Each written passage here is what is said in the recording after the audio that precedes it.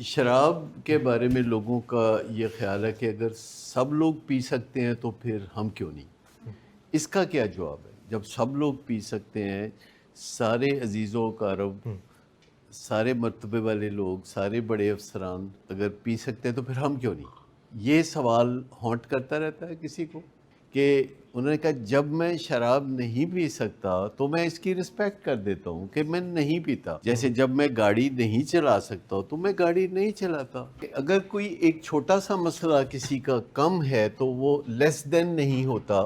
ہو سکتا ہے کہ جس سے وہ اپنے آپ کو لیس دین سمجھ رہا ہے اس میں کوئی اور چھوٹا سا مسئلہ ہو، جیسے کہ ڈائبٹیز کے مریض بھی یہ سوچتے ہیں کہ اگر چھوٹا سا جسم کا حصہ پینکریاز صحیح کام نہیں کرتا اور اگر یہ بات میں نے مان لی تو I'll be less than somebody، لیکن وہ جو somebody ہے اس کا بھی تو پتہ کرو نا کہ اس کو کیا مسئلہ ہے۔ تو ڈائبٹیز کے مریض بھی گھر میں کافی شور کرتے ہیں اور یہ کہتے ہیں کہ جب باقی لوگ کھیر کھا رہے ہیں، حلوہ کھا رہے ہیں، مٹھائیاں کھا رہے ہیں تو میں کیوں نہیں؟ سادہ سی بات جو بڑے سادہ لفظوں میں سمجھائی عثمان نے،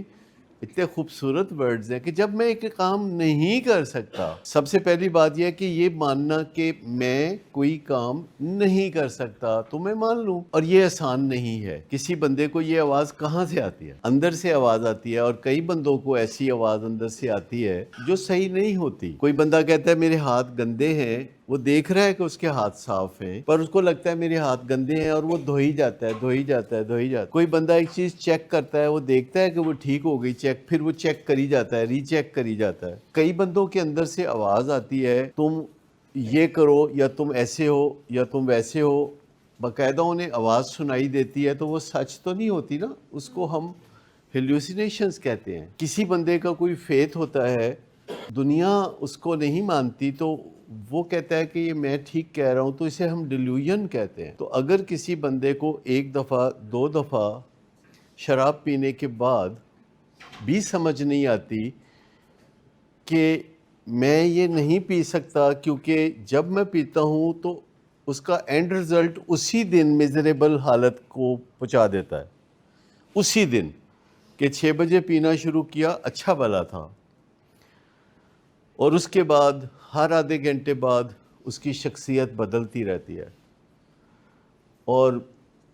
وہ خود اس کو نہیں پتہ چلتا لیکن اس کے گھر والے دیکھ رہے ہوتے ہیں کہ گھڑی کی سوئیاں دیکھ کے وہ بتا سکتے ہیں کہ اس وقت کیا حالات ہوں گے۔ کوئی بندہ جس کو ایسے میسیجز بھیج رہا ہو، کوئی بندہ پینے والا،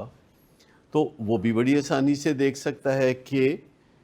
یہ پوزیشن بدل رہی ہے اور بہتر نہیں ہو رہی ہے، بدتر اور بدترین ہو رہی ہے۔ تو اس کے لیے کتنے کے تجربات کرنے کی ضرورت ہوگی کہ میں کر سکتا ہوں کہ میں نہیں کر سکتا، کوئی بھی کام میں کر سکتا ہوں کہ میں نہیں کر سکتا، کتنے کے تجربات کرنے کی ضرورت ہوگی، کیونکہ ساتھ ہی ساتھ اس کے برے نتائج نکل رہے ہیں، زندگی ڈس فنکشنل ہو رہی ہے، ریپوٹیشن خراب ہو رہی ہے اور نقصانات ہو رہے ہیں، اور پورا گھر بے چین ہو رہا ہے اور گھر میں تصادم ہو رہا ہے، ساتھ ہی ساتھ یہ چیزیں بڑھتی ہوئی نظر آتی ہیں۔ یہ بات سمجھ لینا کہ کیا میں نہیں کر سکتا کیا بہت مشکل ہے۔ کوئی آپ میں سے بتائے کہ جو میں نہیں کر سکتا کیا یہ جاننا بہت مشکل ہے؟ اچھا، ان فیکٹ یہ بہت مشکل ہے، اور یہ جاننے کے لیے 600 سال سے دنیا میں دعا مانگی جاتی ہے جس میں اس امپورٹنٹ نقطے کو ایڈریس کیا جاتا ہے کہ اے میرے خدا مجھے اتنا سکون دے کہ میں ان چیزوں کو تسلیم کر سکوں جنہیں میں بدل نہیں سکتا، اور مجھے ہمت دے کہ میں ان چیزوں کو بدل ڈالوں جنہیں میں بدل سکتا ہوں، اور مجھے عقل دے کہ میں دونوں کے درمیان فرق کر سکوں، یعنی جو میں کر سکتا ہوں یا جو میں نہیں کر سکتا۔ یہ سیرینٹی پریئر کا مین ٹاپک ہے جس کے لیے 3 چیزیں مانگتا ہے بندہ، کہ ایک تو مجھے تحمل اور سکون دے کہ میں برداشت کر لوں کہ یہ میں نہیں کر سکتا،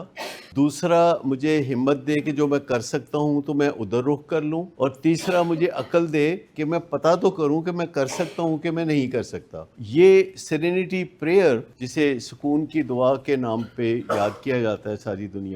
دنیا میں ایک بہت بڑا طبقہ ہے جن کی ساری زندگی اس اصول پہ چل رہی ہوتی ہے، اس کو سٹوئسزم کہتے ہیں۔ سٹوئسزم کا بھی نام سنا آپ نے؟ سٹوئسزم کا مطلب یہ ہے کہ پتہ کرنا کہ ہم کیا کر سکتے ہیں، ہم کیا نہیں کر سکتے، صرف اتنی بات. کوشش بھی کریں تو سمجھ میں نہیں آتا بعض اوقات. دیکھیں تقریباً سب لوگ اس طریقے سے مسئلے حل کرنے کی کوشش کر رہے ہوتے ہیں جس طریقے سے مسئلے حل کوئی نہیں ہو رہے ہوتے.